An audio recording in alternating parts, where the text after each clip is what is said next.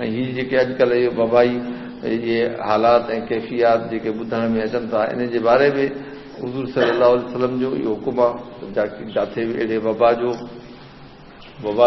जी बीमारी ख़ुदा न ख़ासता कंहिं इलाइक़े में आहे त ओॾे न वञिजे, न उतो निकिरिजे, पर उहे माण्हू ॿाहिरि निकिरी ॿिए पासे न वञनि। इहा हक़ीक़त में अलाह जे रसूल इहा पहिरीं जेका इन जी रिसत ऐं हुकुम जेको सादिर फरमायो अलाह जे तरफ़ां आयो, अलाह जे रसूल ॿुधायो। उन खां बाद हाणे अॼुकल्ह साइंस जी तहक़ीक़ूं थियूं, हाणे वञी इहे हिननि खे ख़बर पई आहे। अॻियां 1400 वर अॻे हुज़ूर सल्लल्लाहु अलैहि वसल्लम जन इहो कानून ॿुधायो, सेखारियो ऐं सम्झायो। अहिड़ी तरह उन्हनि बीमारियुनि खां बचण, जेके विछड़ंदड़ बीमारियूं आहिनि उन्हनि खां बचाव जो बि तरीक़ो ॿुधायो।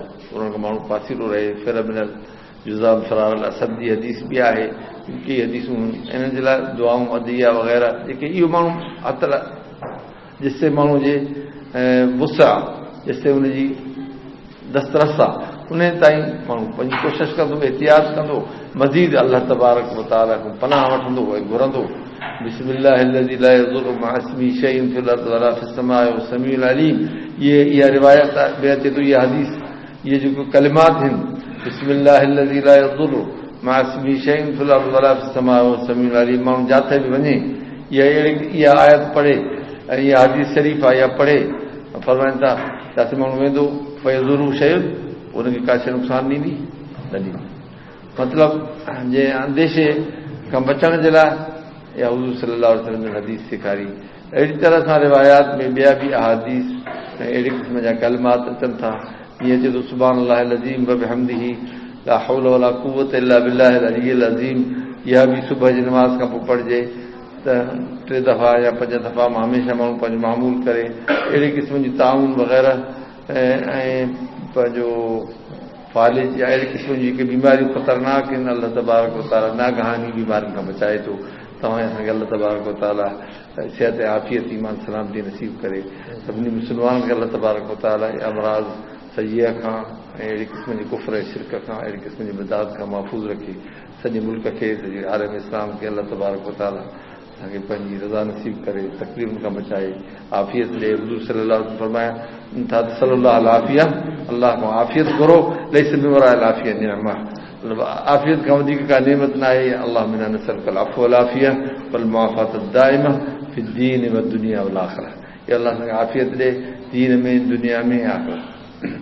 अल्लाह असांखे आफ़ियत सां पंहिंजे सिहत सां रखे ऐं अलाह तबारक व तआला अहिड़े क़िस्म जी बीमारियुनि अमराज़ खां सभिनी खे बचाए। ऐं हिकिड़ो वॾो फितनो आहे जो सॼी दुनिया में आहे ऐं काफ़ी मुल्कनि में हद खां वधीक अहिड़े क़िस्म जी बीमारी जा असरात आहिनि। तंहिंखां सवाइ अलाह जी तरफ़ां हिकिड़ी मुसीबत आहे, तकलीफ़ आहे, अलाह से बचाए। ऐं हिन जी तरतीब जेका आहे अलाह जे रसूल अहिड़े क़िस्म जे हादसात खां बचण जे लाइ क़ुर शरीफ़ जेका आहे, क़ुर शरीफ़ जेका तालीम ॾिनी आहे या उहा आहे त माकान अल्लाह तबारक व तआला फरमाए माकान अल्लाह लियुअज़्ज़िबहुम व अंत फ़ीहिम वमा कान अल्लाहु मुअज़्ज़िबहुम वहुम यस्तग़फ़िरून। ऐं अल्लाह तबारक व तआला अहिड़े क़िस्म जे अज़ाब वग़ैरह अहिड़ी मुसीबतूं अहिड़ी जाइ ते नाज़िल न कंदो आहे जिते अल्लाह जो रसूल हूंदो ऐं जिते माण्हू तौबा इस्तिग़फ़ार कंदा।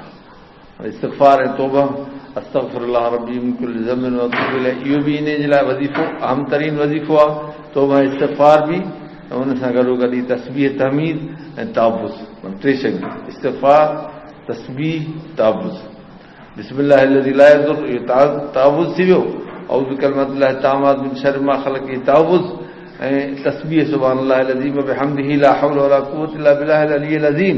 ऐं ॿियो थियो इस्तिग़फ़ार, अस्तग़फिरुल्लाह रब्बी मिन कुल्लि ज़ंबिन व अतूबु इलैह। अल्लाह तबारक व तआला हिफ़ाज़त फरमाए। अल्लाह से सलाम है, आखिर दावाना अल्हम्दुलिल्लाहि रब्बिल आलमीन, सल्लल्लाहु तआला